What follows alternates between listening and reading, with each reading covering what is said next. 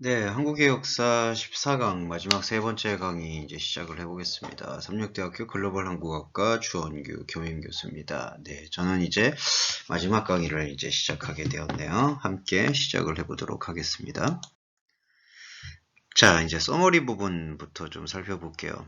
근현대사를 만나보겠습니다. 이제 지난 시간까지 근세 역사를 살펴봤고, 지금 시간에 이제 근현대사를 살펴보도록 하겠습니다. 자, 한국인은 일제강점기 동안 일본 제국의 점령에 저항하고자 노력했습니다.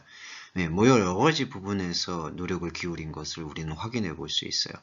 일제강점기가 한 38년도 정도 지속이 됩니다. 1900년대 초반에.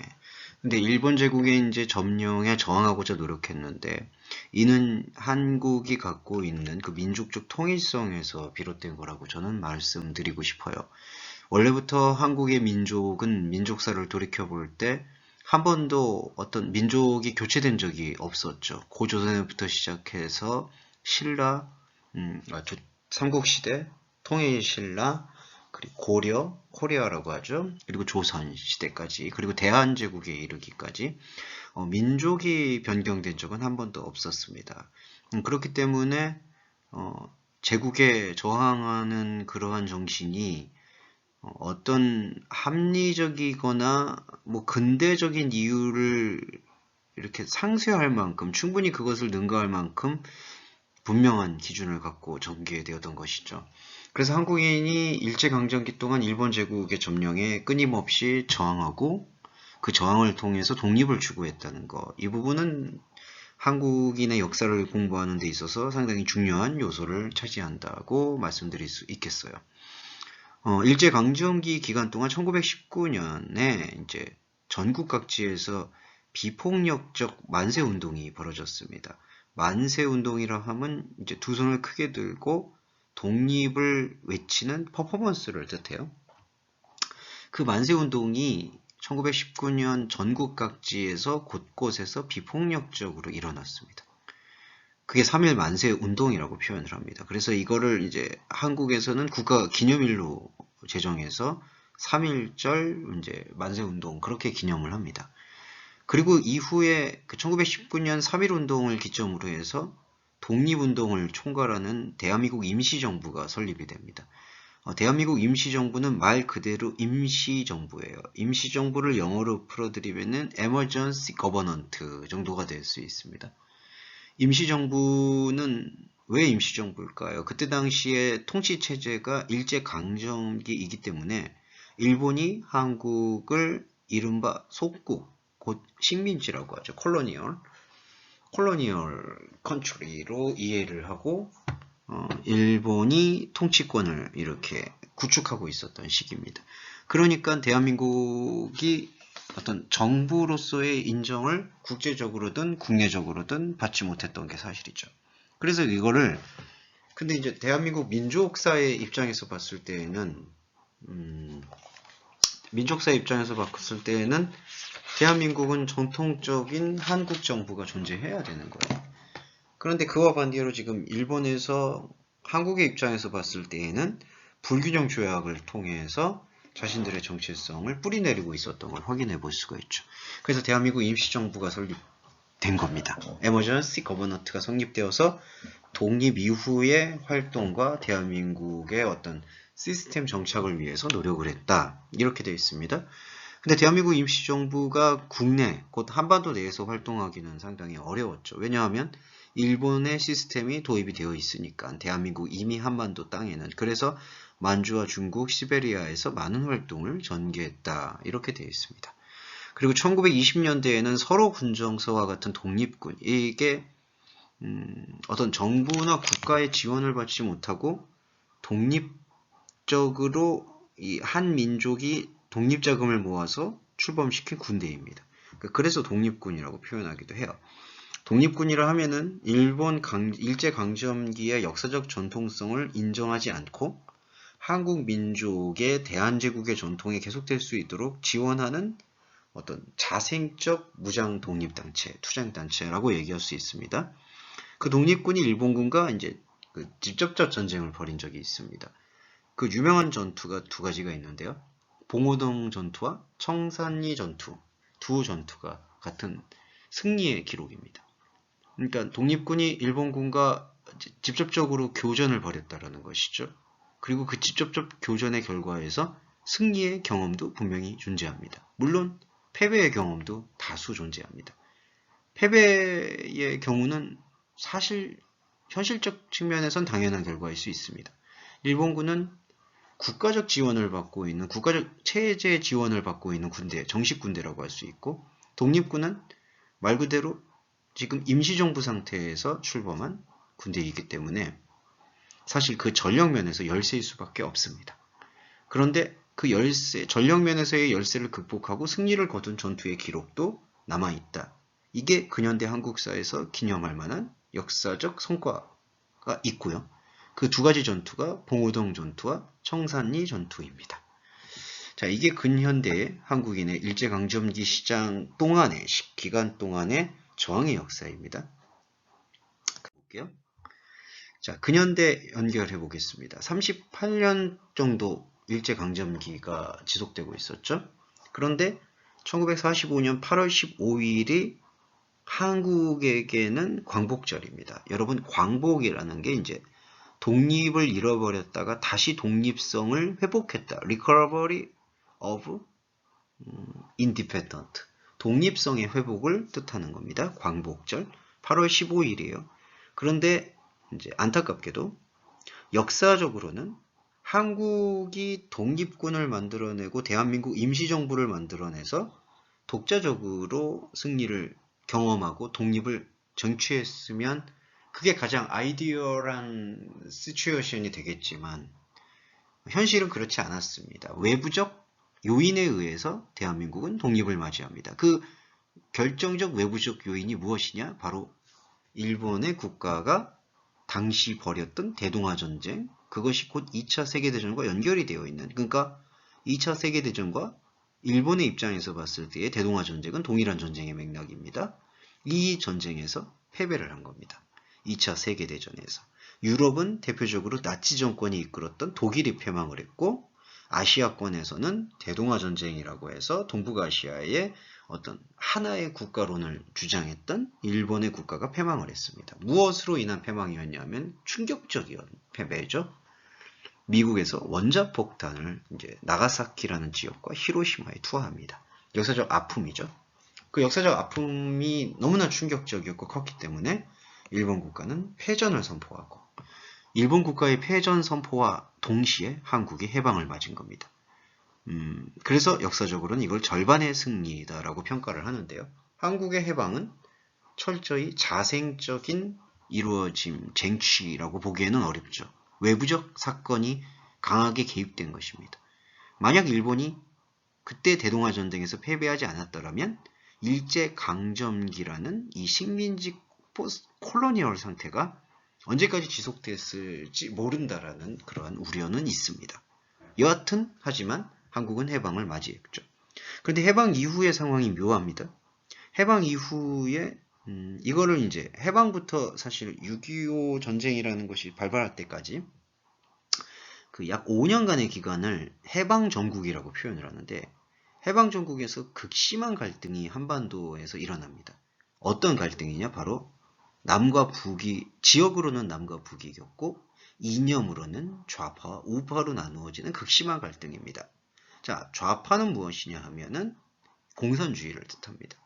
그래서 북쪽 지역은 지금의 노스코리아 지역은 조선민주주의 인민공화국의 성립을 촉진하는 좌파 인사들이 주도했고요. 남한, 사우스코리아 지역에서는 대한민국이라고 호칭이 되어지는 우파, 우익 민주주의 세력이 주도하게 됩니다. 그래서 이제 북쪽 지역에서는 조만식과 같은 우익 인사를 탄압을 하죠. 왜냐하면 북한 지역은 바로 좌파 지역이고 이게 이념입니다. 이데올로기에 좌파 이데올로기, 커뮤니즘이 지배하고 있는 것이고 그리고 사우스코리아 지역 남한에서는 영운형과 같은 바로 커뮤니스트다라고 비난하면서 이 프리덤 캐피탈리즘, 곧 우익 민주주의 세력들은 영운형과 같은 커뮤니스트를 이제 비난하고 심지어 암살하는 경우까지 생깁니다.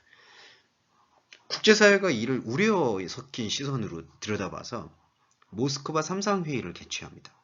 모스크바 삼상회의에서는 그때 당시에 강대국이라고 할 수 있는 지금의 러시아의 전신이라 할 수 있는 소련이 코미니스트, 곧 공산주의의 역할을 감당했고, 미국이 프리덤 캐피탈리즘, 자유민주주의, 죄송합니다. 자유자본주의라는 게 조금 어울릴 것 같아요. 자유자본주의를 대표하고 있었습니다. 그래서 민주주의와 그리고 공산주의가 대립하고 있는 강대국의 대립 상황 속에서 두 나라는 한반도에 나누어지는 분류된 정부가 아니라 통일 임시정부 수립을 위한 신탁통치를 계획합니다. 그런데 신탁통치라는 게 말 그대로 위탁통치라는 거죠. 그러니까 한반도에는 한민족이 살잖아요. 그런데 한민족이 주체적으로 역사를 주도하고 그것을 결정하는 것이 아니라 소련과 미국이라는 이른바 강대국이 한국의 역사, 한민족의 역사적 정책을 주도하고 좌우한다? 그걸 용납하기 어렵습니다. 그래서 한국에서는 극심한 반대가 있었고요. 그래서 결국 미소 공동위원회의 결렬로 이 신탁통치 플랜은 폐기됩니다. 그 다음에 어떻게 될까요? 그 다음 장 살펴보겠습니다. 자, 미국과 소련 간의 신탁통치 플랜이었던 그 미소 공동위원회가 출범했지만 한국의 여러 지도자들의 극심한 반발이 있었고 그 반발은 한민족의 관점에서 봤을 때에는 매우 당연한 반응이죠. 한민족의 관점에서 봤을 때 매우 당연한 반응이었던 그 반대로 인해서 미소 공동위원회는 좌절되고 그리고 1945년에서 3년이 지난 1948년에 대한민국과 조선민주주의인민공화국이 북한과 남한 지역, 사우스 코리아와 노스 코리아 지역에 각각 따로 별도로 수립이 됩니다. 그러니까 한 국가 안에 두 정부가 별도로 수립이 된 거죠. 이때부터 사실상 국가가 두 개로 분류된다고 볼 수 있습니다. 그러니까 5,000년 역사 동안 한민족의 민족적 아이덴티티를 갖고 있었던 한국이 이념으로 인해서 코미니스트와 그리고 프리덤 캐피탈리즘으로 대립이 되는 두 개의 이념으로 인해서 두 개의 정부가 수립이 되는 역사적 비극이 일어납니다. 38선이라고요. 한국의 그 군사 분계선이 있습니다. 이 38선이 그때부터 1948년대부터 이미 이제 시작되기 시작하죠. 그러면서 양측 간의 국지적 교전이 일어납니다. 그러던 중 1950년 6월 25일 이게 한국에서는 6.25라고 약자로 통칭합니다. 조선인민군이면 이제 노스코리아 지역 북한군입니다. 조선인민군이 38선을 넘어서 대한민국을 침략합니다. 그로 인해서 3년에 걸친 남국전쟁이 시작했던 것입니다. 이게 이제 근현대사로 돌이켜 봤을 때, 근현대사에서 있었던 가장 대규모 전쟁을 기네스북에서 꼽는다면 그 베스트 5 안에 당연히 한국전쟁이 등장합니다. 1차 세계대전, 2차 세계대전, 그리고 걸프전, 그리고 또 하나의 전쟁, 그 다음에 등장한 게 바로 한국전쟁입니다. 그만큼 한국전쟁은 전쟁의 규모나 그 참상이 심각했다고 할 수 있습니다. 더욱이 안타까운 건 거듭해서 말씀드렸지만 5,000년이라는 한국의 역사에서 변하지 않았던 것이 바로 민족적 정체성입니다. 한민족이라는 하나의 민족이 계속되고 있었던, 그러니까 그 민족성이 어떤 주도권으로 인해서 돌변하거나 바뀌거나 대체되거나 혼합되지 않았던 유니티 커뮤니온, 단일 민족성을 갖고 있는 것이 한국의 역사 중에 가장 스페셜한 부분이었는데 그 한민족의 변화가 있지 않음에도 불구하고 단일 민족임에도 불구하고 오늘날 안타깝게도 전 세계 유일한 분단 국가가 되어버렸습니다. 국가는 두 개로 나뉘어진 겁니다. 절대로 민족은 나누어지지 않았는데 그래서 우리 한국에서는 이 통일의 이론을 가장 중요하게 생각을 합니다. 이미 분단 국가가 된 지 1950년이 됐기 때문에 벌써 70년 가까이 지났지만 여전히 노스코리아와 사우스코리아는 원 네이션, 일국 국가가 되어야 된다라는 통일에 대한 열망이 계속되고 있습니다. 이는 이 한반도는 한민족, 하나의 민족으로 구성되었기 때문이라는 어떤 당위성이 작동했던 거라고 해석해 볼 수 있습니다. 자, 여기 근현대를 살펴봤고요. 자, 이제부터 한국의 역사를 마지막으로 총체적으로 정리를 하면서 한국 역사의 특이점, 스페셜리티 포인트를 말씀을 드리고 이야기를 마무리할까 합니다. 한국사의 스페셜 포인트 중에 하나는 이 한국의 역사가 방금 전에 말씀드렸듯이 한민족이라는 유니티 커뮤니온, 단일 민족으로부터 시작되었다라는 사실입니다. 이게 왜 스페셜리티 할까요? 왜 특별할까요? 전 세계의 유래를 살펴봐도 이렇게 단일 민족, 하나의 민족, 하나의 혈통이 계속해서 국가를 지속해온 경우가 그 유래를 찾아볼 수 없기 때문입니다. 물론 뭐 이스라엘과 같은 나라가 있겠죠. 하지만 이스라엘은 오랜 시간 동안 국가적 채모를 갖추지 못한 채 유리방황하는 삶을 살았습니다. 유대인들이 자기 국가가 없었던 것은 여러분들 잘 알고 있죠. 이스라엘이 건국은 20세기 들어서입니다. 19세기 들어서야 비로소 이스라엘이라는 국가가 건국될 수 있었죠. 그 전까지는 이스라엘은 국가적 개념이 없었습니다. 그런데 한민족은 고조선이라는 그 신석기 시대와 청동기 시대에 걸쳐 있는 고조선이라는 나라로부터 시작해서 이후 삼국시대, 통일신라, 고려, 조선, 대한제국, 대한민국 여기까지에 이르기까지 한국의 민족사 중에 특히는 그 국가가 계속 지속되면서도 한민족이라는 단일 민족의 주도권이나 민족의 교체가 한 번도 이루어지지 않았다라는 사실이 매우 특기할 만한 사실로 대두됩니다. 여기 적어놨어요.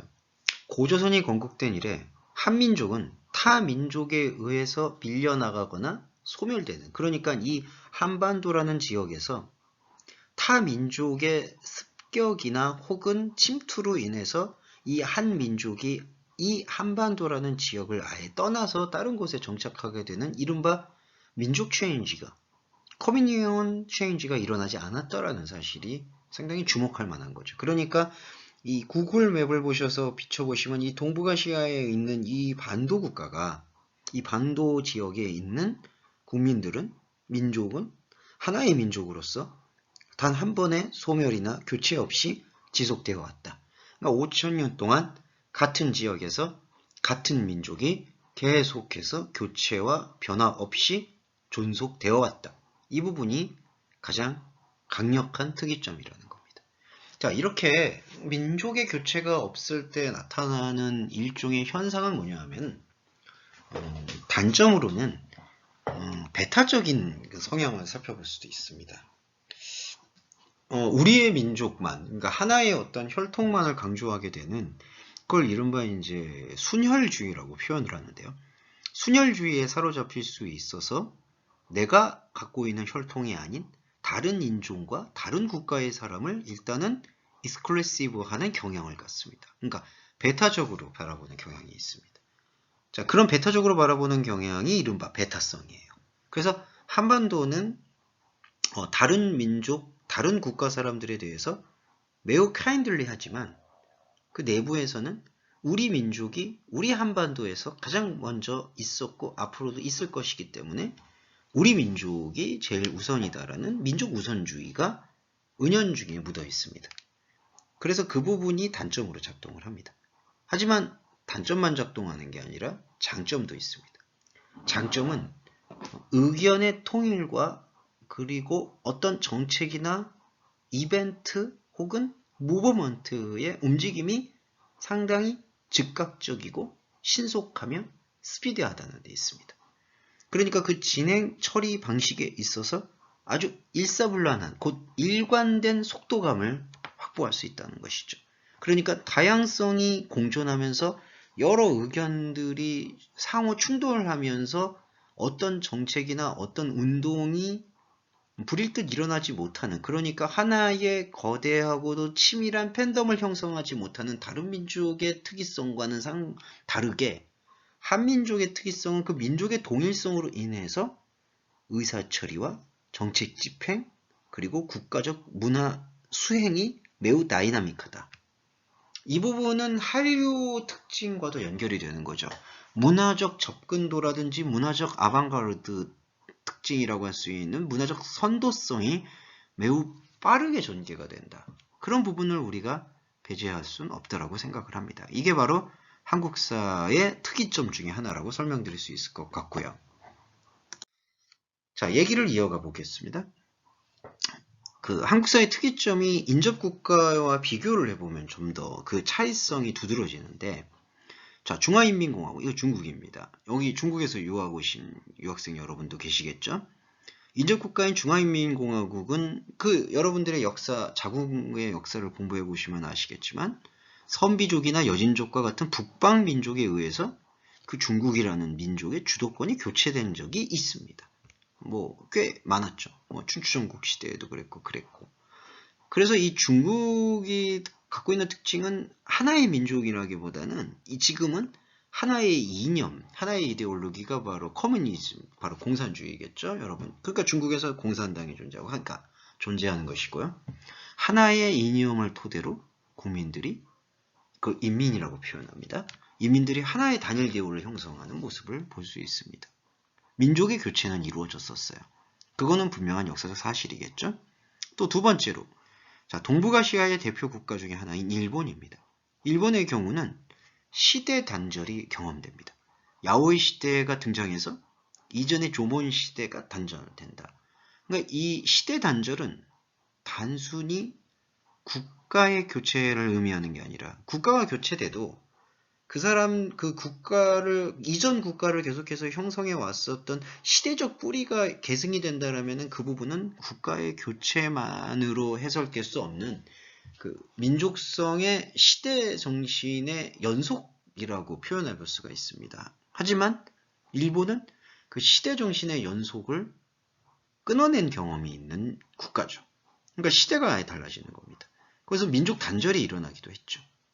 그리고 유럽을 살펴볼까요? 유럽의 대다수 국가는 다수의 여러 민족들이 서로 필요에 의해서 모이거나 흩어지기를 반복하면서 유럽이라는 큰 유라시아 대륙 전체를 이동합니다. 그래서 이제 독일은 게르만 민족의 산물이다라고 얘기하지만 사실 독일은 게르만 민족이 그러니까 게르만 민족으로만 구성된 게 전혀 아니죠. 게르만 민족은 그렇게 독일 국가를 형성하는 민족적 뿌리 중에 하나일 뿐이지 지금 한민족처럼 대한민국의 한민족처럼 그것이 하나의 민족을 구성하지는 않았습니다. 마찬가지예요. 유라시아 대륙에 있는 유럽의 국가들은 여러 민족들이 대륙 내를 수시로 이동하면서 특정 지역을 차지해왔던 민족의 주도권들이 역시 수시로 교체되었던 것을 우리는 세계사를 통해서 확인해 볼 수 있습니다. 그러니까 한국사의 특이점을 종합을 해본다면 다른 민족이나 다른 국가와 종합을 해본다면 다른 국가에서는 민족이 국가에 우선하지 않는다라고 확인해 볼 수 있습니다. 그러니까 국가가 우선이죠. 국가 우선주의라는 겁니다. 그러니까 만약에 중국에 유학 오신 분들에게 예를 들자면 중국이 문화에 아니면 국가가 우선 형성된 것이 우선이잖아요. 그 다음이 민족이죠. 중국에는 여러 민족들이 존재하지 않겠습니까? 나라도 일단 크고 인구도 많으니까.